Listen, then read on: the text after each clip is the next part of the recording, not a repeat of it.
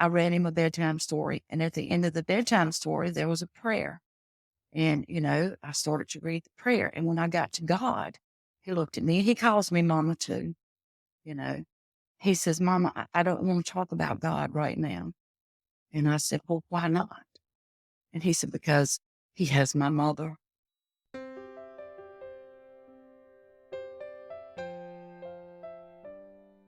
Patricia Drewes is one of an increasing number of grandparents stepping up to raise their grandchildren due to our nation's drug epidemic. Her story hits hard. Her daughter's life was cut short by a drug laced with a deadly dose of fentanyl, a scene all too common in today's world. She vividly remembers the moment she got the call saying her only child was dead. I immediately threw my clothes on. All I could think of, I had to get to my child. I had to see her. I had to hold her. I had to tell her that I was there and that it was going to be okay, that Mom was here. In this emotional episode of Grieving Out Loud, we sit down with Patricia to talk about why she thinks her daughter turned to drugs, how she's dealt with this tragedy, and what she's doing to turn her pain into progress through legislative initiatives. I'm your host, Angela Kennecke. Let's dive into this conversation that will hopefully leave you inspired to also make a difference.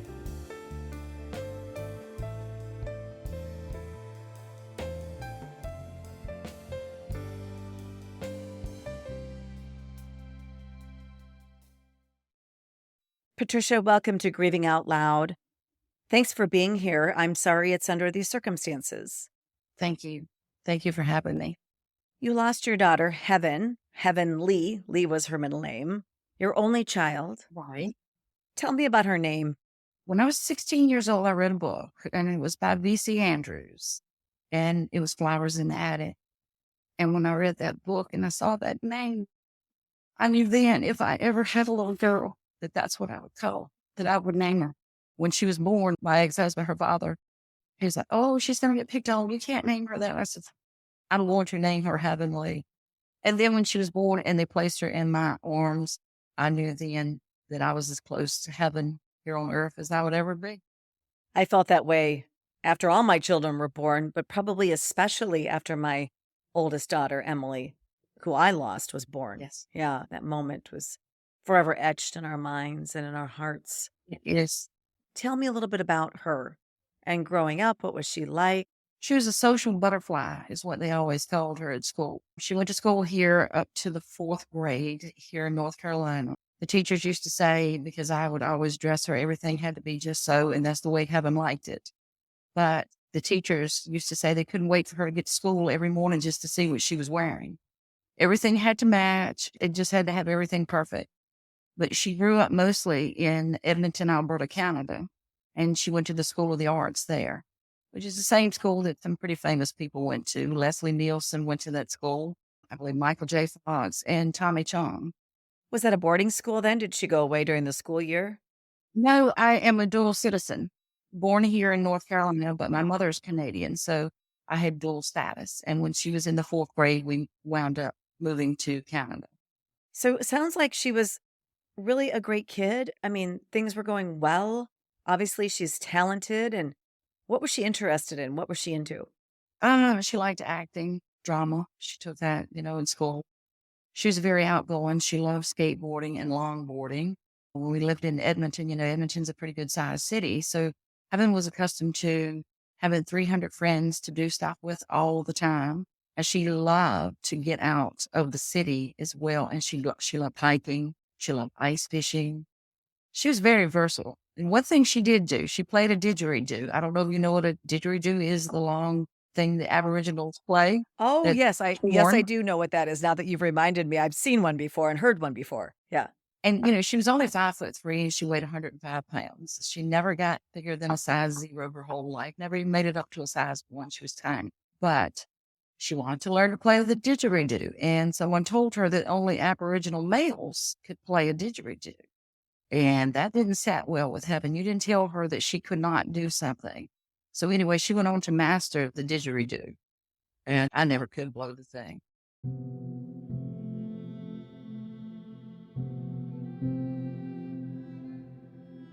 But the determined, smart social teen was on the verge of some major life changes. At 18 years old, her family moved back to North Carolina, where she would experience significant trauma that would change her life forever. She had lived in Canada for years and was allowed to live as a Canadian citizen until she was 18. So I applied for her citizenship, and they said that they no longer offer second-generation citizenship, although I am a Canadian. My mother's Canadian. I have a sister, that lives in Canada. Half of my whole family lives there. I could not get her citizenship. So we wound up moving back to North Carolina. And when we moved back, I told Heaven, I said, Heaven, choose your friends wisely. She never left the house, and my thing to say to her was, have fun and make smart choices.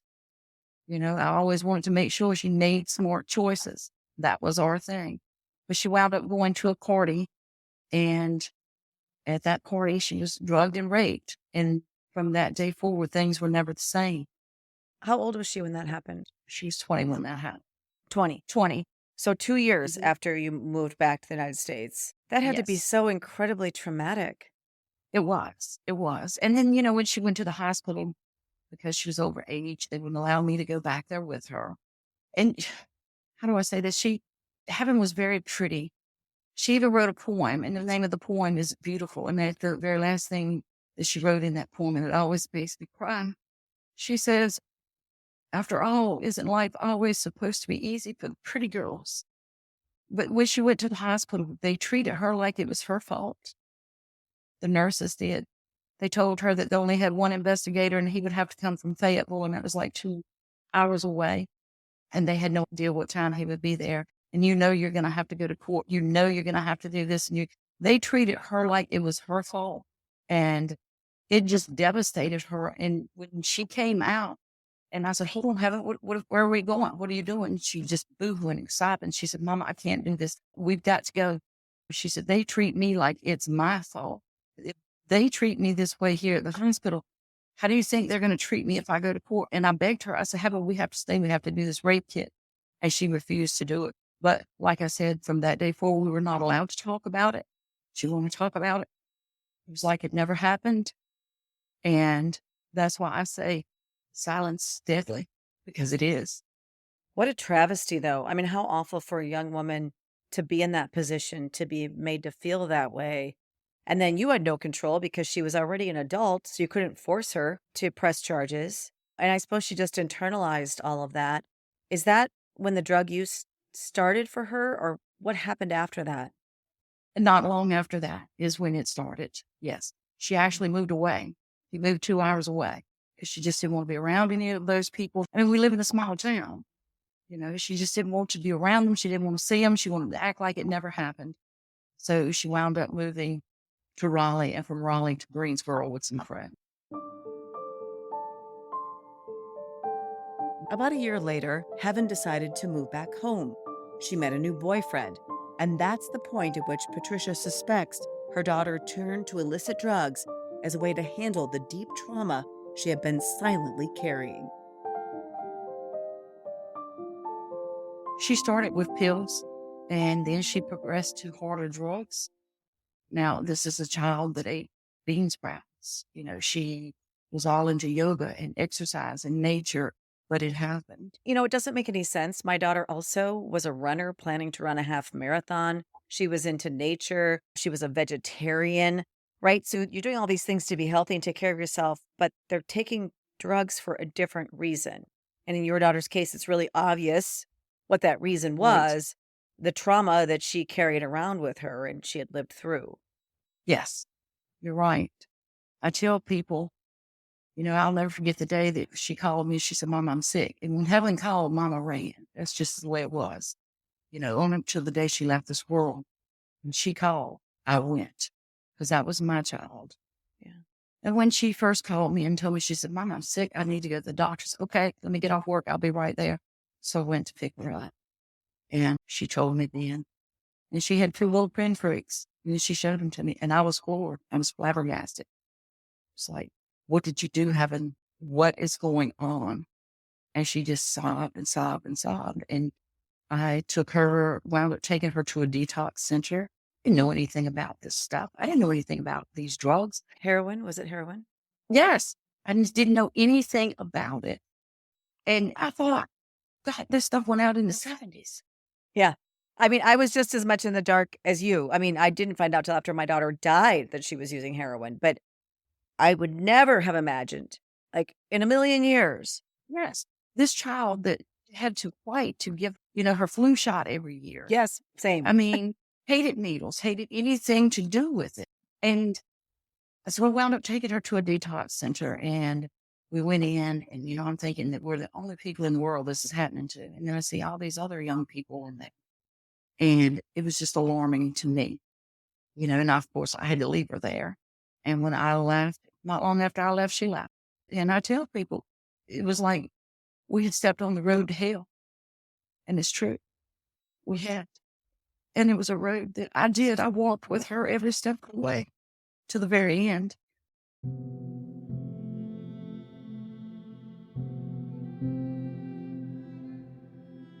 That difficult road would take Heaven to several rehabs and detox centers, marked by both highs and lows. There were moments when she managed to stay in recovery for more than 6 months, giving a glimmer of hope. Yet despite her efforts and the support she received, the grip of substance use disorder was just too strong. I had her in a rehab. She left on January the 6th, 2019. And we're in North Carolina. I sent her all the way to Kentucky because, you need to go far away because those people will just suck you right back in. So I had sent her to a rehab in Kentucky, and someone sent me a message. It was not the boyfriend, but it was someone else. And her case is still open, so I can't call names or any of that. But he had sent me a message that she wanted to come home. And I told him, I says, I tell you what, you stay away from my child. I'm trying to save her life. If I wanted her back here on drugs and dead, I'd have her here myself. Leave her alone. Well, unbeknownst to me, he brought her back. I had just gotten off the phone. It was January the 28th, 2019. I had been talking to one of my good friends, and I told her, I said, for the first time in 4 years, I can breathe. I can lay down and I can sleep at night because I know my child is safe. Well, at 10:48 p.m., the phone rang. My fiance, I heard him when he answered, and I heard him say, oh my God. And that's when he told me, he said, honey, you need to come in here now. And you know, your mind knows, but your heart's not ready to accept.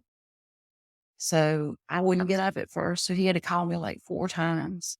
And finally I went in to the living room. He says, you need to sit down. I says, no, I'm not going to sit down. What's going on? And that's when he told me. He said, Heaven's gone. And I was like, gone? She left the rehab. And he says, no, honey, she's gone. No pain in the world. It is as if your very soul leaves your body. That's what it's like. That's the way I explain it. That's a good way to explain it. It really is. It is. I always feel like the ground has just been taken away out from under you. Yeah. What did you later learn had happened? My ex was in law enforcement for 30 years.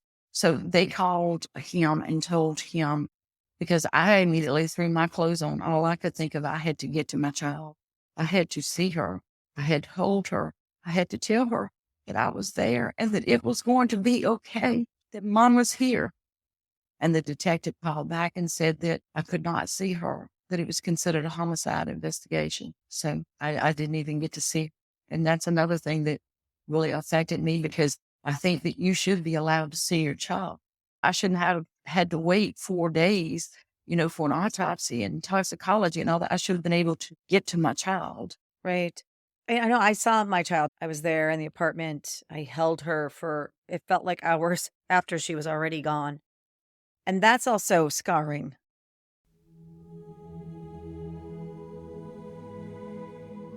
If you're not familiar with my daughter Emily's story, you can listen to the very first podcast of Grieving Out Loud, where I explain my 21-year-old daughter's death.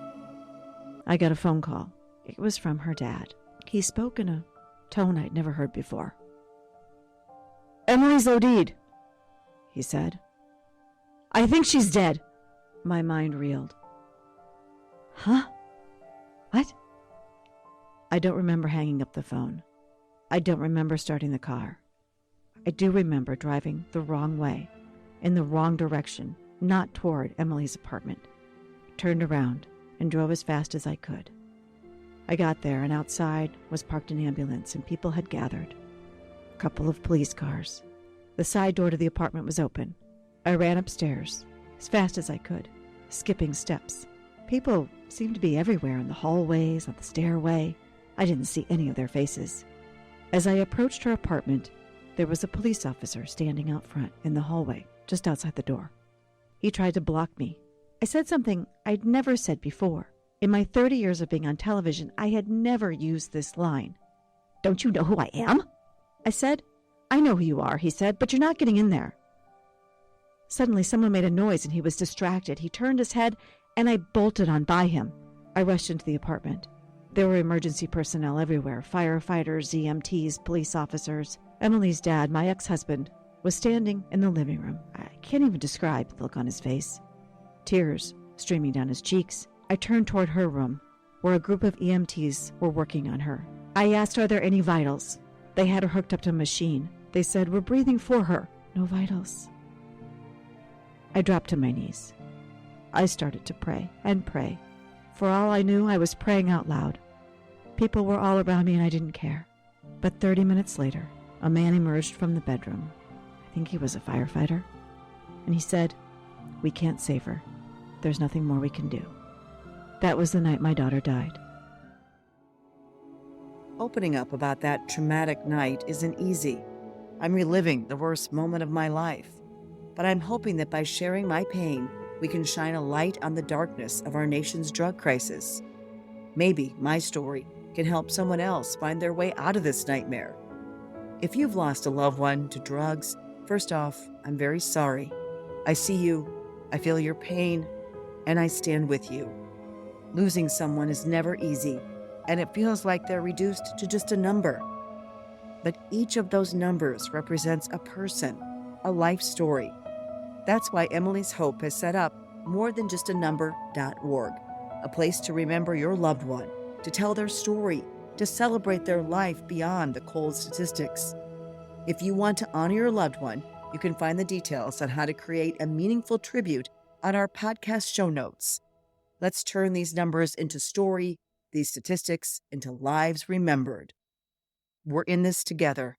Let's stand strong, share our pain, and turn our tragedies into a force for change. And you learned what from the autopsy? That she had 50 nanograms of fentanyl and 20 of acetylfentanyl. She thought she was taking heroin? Yes. Yeah. And there was no heroin, all fentanyl? There's absolutely nothing but caffeine, where she'd had probably a cup of coffee that morning. And, and I tell people too, she had a substance use disorder. Yes, she did. It was caused by a traumatic event that she could not get over. She could not get above, but she didn't do fentanyl. And yes, she had a substance use disorder, but that's not what took her life. Fentanyl is what took her life. That has just devastated me. The fact that, I thought for the first time in my life that I could lay down and sleep. And actually my child was gone. Yeah. Yeah. And all this time she had a small child. Cameron was born in 2016. He was not quite 3 years old when Heaven passed. Now, when he was born at 3 weeks old, I took him. You've been raising him since he was born? Since he was 3 weeks old, yes. So you are one of those grandparents out there, and I always talk about this. In fact, I interviewed a grandmother and a granddaughter who've been affected by drugs.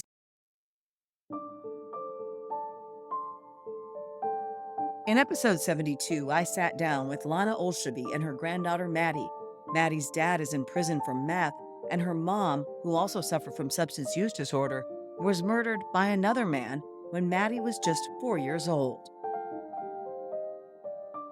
It's very sad because, all of my friends, they're always when we have, a sleepover or something, and we go hang out, they're when they make supper, they're all like, "Mom, Dad, can we have this or that for supper?"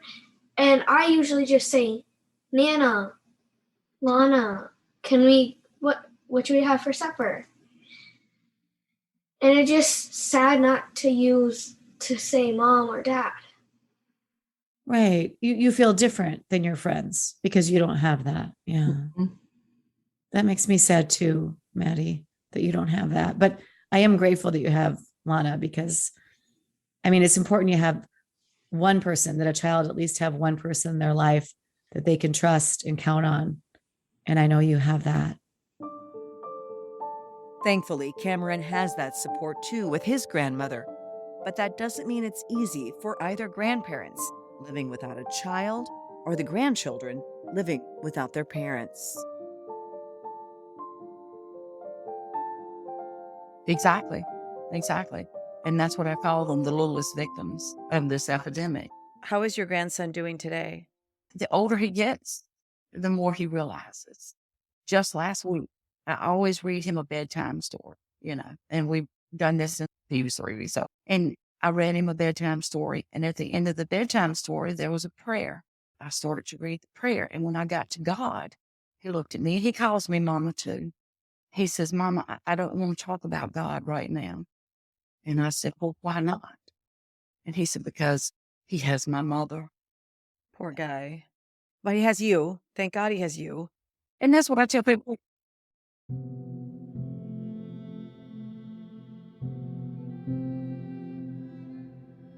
It hasn't been easy for Patricia to not only take care of her grandchild, but also herself following the death of her daughter. Like most grieving parents, Patricia has suffered not only mental anguish, but also physical pain. 3 months after having passed, I had a major panic attack here at work, and I quit breathing. I turned blue. They had to call EMS. And when I went to my doctor, he told me, he says, broken heart syndrome is real. In fact, we devoted an entire episode of Grieving Out Loud to broken heart syndrome. I highly recommend listening to this episode, number 10, if you've suffered a devastating loss.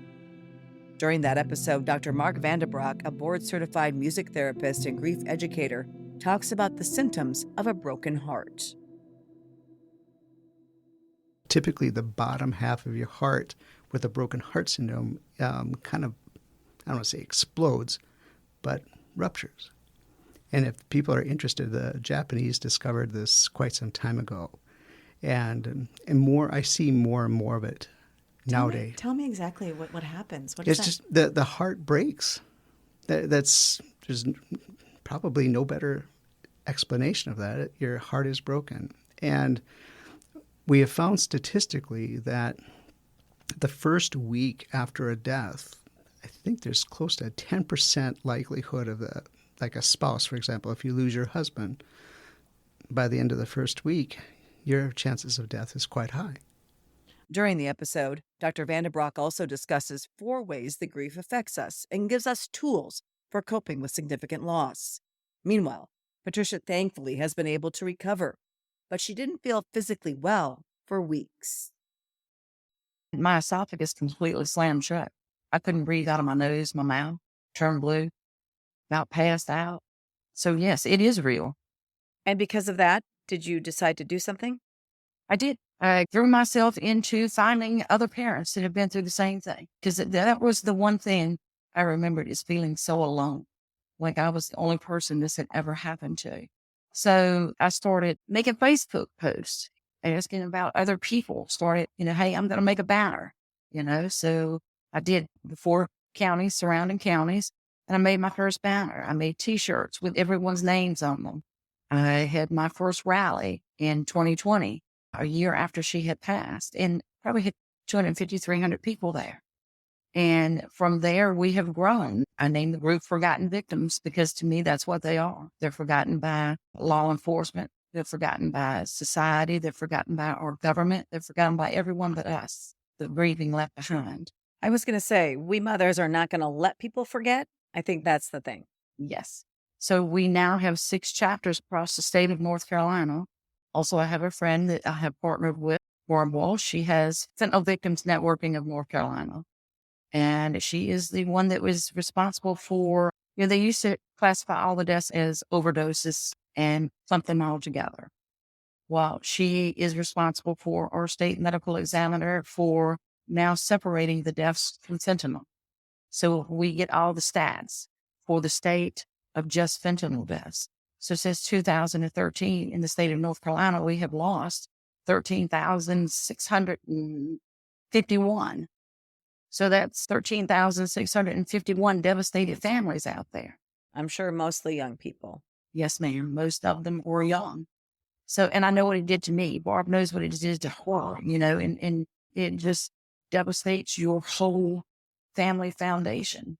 It's like a bomb being dropped in the middle of your family and your life. Of their world. Yeah, it Yep, really is. you're right. And what about laws? I know you've been working in your state to change some laws. Yes, we push for the death by distribution law because, like in my daughter's case, for 4 years, I've been told this and told that, and absolutely nothing's happened. No one's been charged. No. And, my mother is a better investigator than anybody in this world. Anything we want to know, we can and will find out. So most of what has been found in her case, I found out. And that's not fair. We do have some counties in the state of North Carolina that do prosecute. The neighboring county that has the same district attorney as the county my child died in has 5, I think, death by distribution prosecutions and several awaiting to be tried. Is there a reason? Are you getting a reason from law enforcement why the person that you Well, know? the sheriff here says that it's really hard to prove these cases. But my thinking is if neighboring Franklin County can do it, why is it that my county that, haven't died in, Banks County, why can't you do it?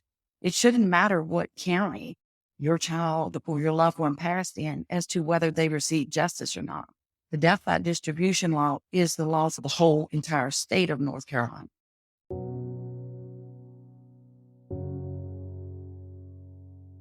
Patricia and other advocates pushing for stricter fentanyl regulations in North Carolina recently achieved another significant victory. The state's governor signed the Stop Counterfeit Pills Act, which makes it a felony to intentionally use a pill press to make a counterfeit controlled substance. It's a felony to have the pill press. It's a felony to have the stamps. It's a felony to have the dyes to color the pills. Because I have a lot of friends whose kids, and a lot of them are teenagers, that have passed from pills. Yes. And it's going to have stricter penalties for those called peddling poison here in the state of North Carolina. Have some of these efforts helped you in your grief, do you think? They have helped me tremendously. You have to get busy. And that's what I did. I got busy because all I wanted to do was just sit and breathe. And it took me weeks before I could drive again. It was like I was afraid of everything. When I had that panic attack, I was sleeping in my car at night in the emergency room parking lot because I was afraid I was going to quit breathing. Her death just about devastated me. And that's one reason why I got busy too, is because I knew all these other families were out there feeling the same way. Right. There's so many of us now. I mean, if you have 110,000 people dying of quote unquote overdose and 80% of those a year, that's the 2022 stats, and 80% of those are from fentanyl. I mean, multiply that by all their family members, we're a big group now. You're exactly right. You are. Yeah. And, I saw a documentary the other day where they were talking about, the children of those that we have lost and that they will be at a higher risk. Like your grandson. Do you worry about him? Oh, yes, I do. Yes, I do. And that is something else. I mean, if I couldn't reach out and put my hand on top of her head, she was too far away. But it still happened. We talked every day. I knew where she was just about every moment. Where are you at? What are you doing? Hopefully we can eradicate it and won't be any fentanyl and won't be anything by the time he comes of age. How do you think we do that? Eradicate it? We need tougher policies as far as enforcement at the border, for one thing. We also need education. So a lot of parents still don't even know what fentanyl is. Stricter penalties for drug dealers. The state law, death by distribution, is up to 20 years, but I don't see them giving them 20 years. You're lucky if they get 3 to 5. Give them the 20, I say. Yeah, there's a whole systematic problem there with prisons being overwhelmed and overcrowded, and we have a lot of issues. It's a very tangled web. That's the problem, I think, is that there's not one quick, easy solution. You hear seal up the borders, don't let anybody through. But yet, fentanyl can get in through planes and ships. And we have to stop it at the root in China from being manufactured and sold. Although I have a feeling if we can stop it in China, that somewhere else, like India or somewhere else, will start manufacturing it. So I think we have to stop people from ever desiring these drugs in the first place. I think prevention is probably the most effective tool that we have. We have to do all these other things too, but I believe that Right. prevention is the most effective tool. And I don't think our daughters knew what they were getting into the first time No. that they tried something. I know my daughter didn't know. I think it was just like, oh, these friends are doing this guy is doing this. My daughter also had a boyfriend who she was with since she was 16, who I later found out was addicted to heroin. And I didn't know that, but just broke up with him right before her death. So I think they were influenced by their peers, by their boyfriends or Right. girlfriends or whomever. And then also they didn't know. They didn't really know that they were setting themselves up for this horrible disease. No. And then plus once they do it, it's so addictive. And then, they've been put in the supply line for so long now, and they're actually becoming addicted to that without even realizing it. Right. And that's even, worse trying to get off of that than heroin. Yeah. Because what we're losing our future. And that's what I tell people, I didn't just lose my daughter. You didn't just lose your daughter. The world lost them too. Because what could they have accomplished in life? What difference could they have made if not for fentanyl? If not for fentanyl. And that's what I always say when I speak to students and groups. I show a big banner with dozens of young lives who have died. And I always say the lost potential. I say, who knows what music could have been written, what my daughter was an artist, what art could have been created, what businesses could have been started, what could have been invented. We will never know because these people never had a chance to live out their lives. Their lives were cut short unnecessarily. Exactly. Yeah. It really is murder, drug-induced homicide. It is. If they're being poisoned, they're being put to sleep. Just like you euthanize a dog is what's going on with our children. Right. And people don't understand that addiction is a disease, substance use disorder. People think it's a choice. But No. just like now we're beginning to understand that obesity isn't a choice, right? That people's brains are wired to crave the food and to think about food all the time. It's the same with drug addiction or any kind of addiction for that matter.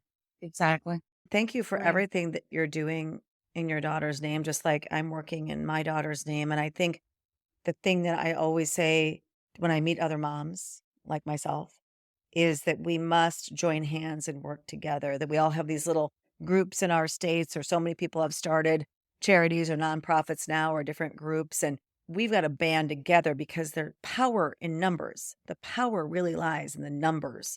And I think the more that we can do that and the more that we can connect with one another and fight for our children who can no longer fight for themselves and fight for other people's children. That's the thing.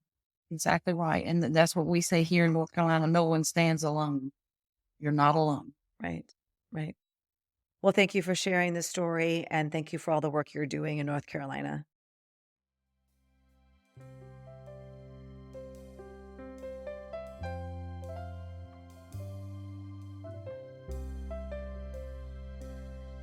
And thank you for listening to this episode of Grieving Out Loud.